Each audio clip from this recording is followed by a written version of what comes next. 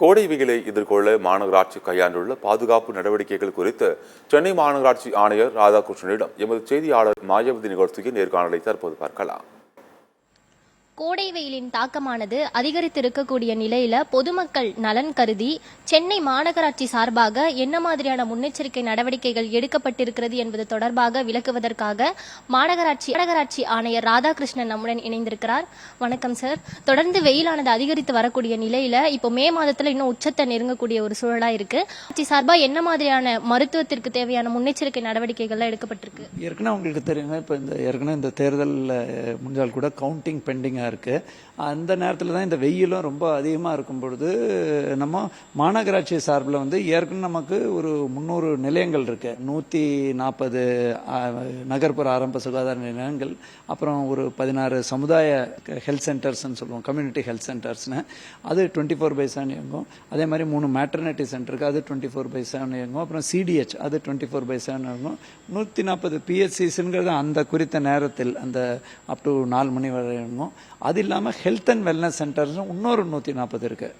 அதில் மார்னிங் 8லேருந்து 12 மணியும் 4லேருந்து 8 மணி வரைக்கும் அந்த மாதிரி உள்ள ஏற்பாடுகளில் அனைத்து மருத்துவர்கள் குறிப்பாக நம்ம இந்த கோடை காலத்தில் வரக்கூடிய நோய்களை கண்டறிந்து அதுக்கு ட்ரீட்மெண்ட் பண்ணக்கூடிய அனைத்து வசதியும் இருக்கு.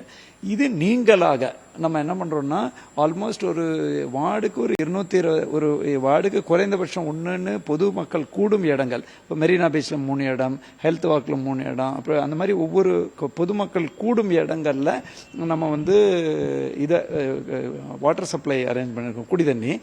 அதில் ஒரு குறிப்பிட்ட 75 இடங்கள் என்னன்னா ஓஆர்எஸ் கொடுக்கும்போது ஒரு மருத்துவ செவிலியரோ இல்லையா மருத்துவ பணியாளரோ இருக்கணும். அந்த மாதிரி அந்த ஏற்பாடுகளும் செஞ்சுருக்கோம். ஸோ ஆங்காங்கே இதற்கான துண்டு பிரசுரங்கள் கோடை வெயிலில் என்னென்ன மாதிரி தாக்கங்கள் ஏற்படும், தலை சுத்தல் ஏற்படலாம், அதே மாதிரி உடல் சோர்வு, அதிக தாகம், அதே மாதிரி தசைப்பிடிப்பு, அதே மாதிரி குறைந்த அளவு சிறுநீர் போகிறது, இதெல்லாம் நீங்கள் சிம்டம்ஸ் இருக்கா. அதே மாதிரி ஜென்ரல் அட்வைஸ் 12லேருந்து 3 மணி நம்ம அவாய்ட் பண்ணலாம் வெயில முடிஞ்ச யார் யாருக்கெல்லாம் இந்த நேரடி வெயிலின் தாக்கத்தை அவாய்ட் பண்ண முடியும். பீச்சுன்னா நம்ம 8 மணிக்கு அப்புறமே நேரடியாக சுட்டரிக்கும் வெயில் போதும் அங்கே போய் நம்ம நிற்கக்கூடாது, எல்லாம் நிழல்ல ஒதுங்கணும் அப்படின்னு சொல்லியிருக்கோம். பனி காரணமாக நேரில் ஒதுங்க முடியாதவர்கள் அட்லீஸ்ட் நம்ம வெயில் நேரத்தில் ஒரு சாதாரண வெள்ளை துணியாவது தலையில் கவர் பண்ணிக்கணும்னு சொல்லியிருக்கோம். அப்பவும் இந்த மாதிரி சிம்டம்ஸ் எதுவும் உடனடியாக நிழல் தேடி நம்ம போயிடணுங்கிற அந்த மாதிரி உள்ள துண்டு பிரசுரங்களும் கொடுக்கணும். இருக்கக்கூடிய நிலையில மக்கள் மத்தியில ஹீட் ஸ்ட்ரோக் அப்படின்றது ஒரு பெரிய அச்சத்தை ஏற்படுத்தி இருக்கு. ஹீட் ஸ்ட்ரோக்குன்னு சிறப்பு கவனம் செலுத்தி அதை தடுப்பதற்கு, அது வராம இருக்கிறதுக்கு ஏதாச்சும் நடவடிக்கை எடுக்கப்பட்டிருக்கா? ஒன்று சாதாரண குடிதண்ணி ஏற்படும் வசதிகள் சில இடத்துல இந்த நான் சொன்னக்கூடிய மருத்துவமனை. இன்னொன்று நான் சொல்றேங்க, ஏற்கனவே நான் சுகாதார செயலராக இருந்த காரணத்தினாலும் நான் அதை வலியுறுத்துறேன்.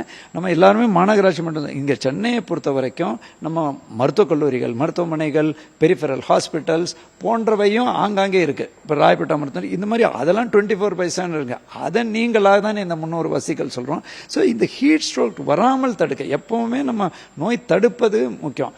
அப்படி நமக்கு இந்த மாதிரி சிம்டம்ஸ், குறிப்பாக இந்த ஹீட் ஸ்ட்ரோக் சிம்டம்ஸ் வந்தால் பர்டிகுலர் நம்ம எக்ஸ்ட்ரா கேர்ஃபுல்லாக இருக்கிறது நம்ம உடனடியாக நீங்கள் மருத்துவர்கிட்ட போங்க. டக்குன்னு நமக்கு நம்மளா டயக்னோஸ் பண்ணி அதை பண்ணிக்கணும். ஏன்னா இப்போ பலர் என்ன பண்ணிடுறாங்கன்னாக்கா இந்த வெயிலில் ஓஆர்எஸ்னா நம்ம எல்லாரும் குடிக்கலாமா? ஓஆர்எஸ்ங்கிறது தேவைக்கேற்ப குடி தண்ணி எல்லாரும் குடிக்கலாம். ஸோ அதை நாங்கள் சஜஸ்ட் பண்ணுறது அந்த பக்கத்தில் இன்ஃபேக்ட் நிறைய போர்ட்ஸ் போடுறோம், எங்கே அருகில் உள்ள மருத்துவ நிலையம் உள்ளது அப்படி. தானா ஸ்ட்ரீட்னா அங்கே புளியாந்தோப்பு பகுதியில் எங்கே டேர்னிங்ல இருக்குங்கிறது மக்களுக்கு அந்த புதுசா வரக்கூடியவங்களுக்கு தெரியாம இருக்கலாம். சோ அந்த மாதிரி உள்ள அட்வைஸும் நாங்க கொடுத்துட்டு இருக்கோம். சென்னை மாநகராட்சி சார்பாக கோடை காலத்தை முன்னிட்டு எடுத்திருக்கக்கூடிய முன்னெச்சரிக்கை நடவடிக்கைகள் தொடர்பாக மாநகராட்சி ஆணையர் ராதாகிருஷ்ணன் அவர்கள் விளக்க கேட்டோம். சத்தியம் செய்திகளுக்காக ஒளிப்பதிவாளர் பீட்டருடன் செய்தியாளர் மாயாவதி.